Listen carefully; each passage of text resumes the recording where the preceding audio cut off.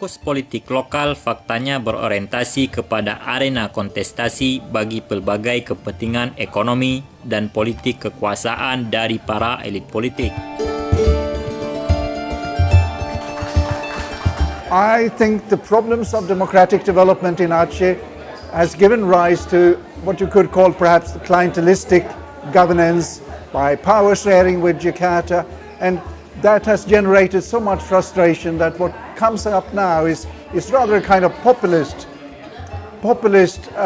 technocracy, and that will not carry Aceh ahead for so many years.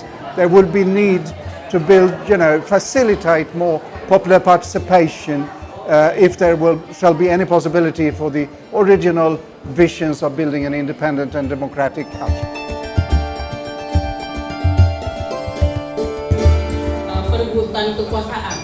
Perebutan kekuasaan itu terjadi perpecahan.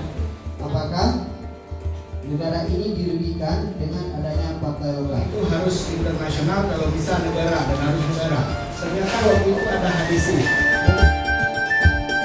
Profesor Old Thornquist dalam pemaparannya mengatakan ada 5 problem besar di Aceh yang sulit untuk mewujudkan demokrasi keengganan Indonesia dalam menuangkan butir-butir MOU secara utuh kepada Aceh. Melihat kondisi demokrasi Aceh hari ini, tidak hanya melihat kemelut politiknya saja, karena itu hanya bagian kecil dari wajah demokrasi di Aceh. Raihan Fajri dari Kata Hati Institute menyatakan, dalam konteks kekinian elit politik Aceh terperangkap pada demokrasi prosedural, bukan bagaimana mewujudkan demokrasi substansial yang berorientasi kepada kesejahteraan masyarakat Aceh. Bahkan mirisnya lagi, agenda-agenda program berbasis kesejahteraan itu belum dapat dirasakan masyarakat Aceh, hingga saat ini belum dirasakan. Ketika kita berbicara demokrasi di Aceh, kita harus melihat background Aceh. Aceh sebuah daerah yang sudah berkonflik sejak puluhan tahun dan baru saja berdamai pada tahun 2005. Jadi harus ada perhatian-perhatian lebih yang diberikan oleh pemerintah, khususnya pemerintah di Jakarta, kepada masyarakat di Aceh.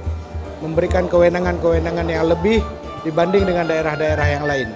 Kemudian di Aceh ini ada korban, dan korban-korban dari konflik ini harus dipenuhi kesejahteraan mereka. Harus diberikan kepada mereka perbaikan-perbaikan sehingga kita bisa berbicara demokrasi secara umum. Karena ketika berbicara demokrasi dan masih ada orang yang terluka, masih ada orang yang susah, ini juga akan menjadi problem. Demokrasi tersebut tidak akan berjalan dengan baik. Esensi fungsi elit politik seharusnya memperjuangkan dan mendistribusikan kesejahteraan dan memberikan pelayanan publik kepada masyarakat. Namun mirisnya, fungsi tersebut terlupakan karena mereka tersandera pada kepentingan personal maupun golongannya.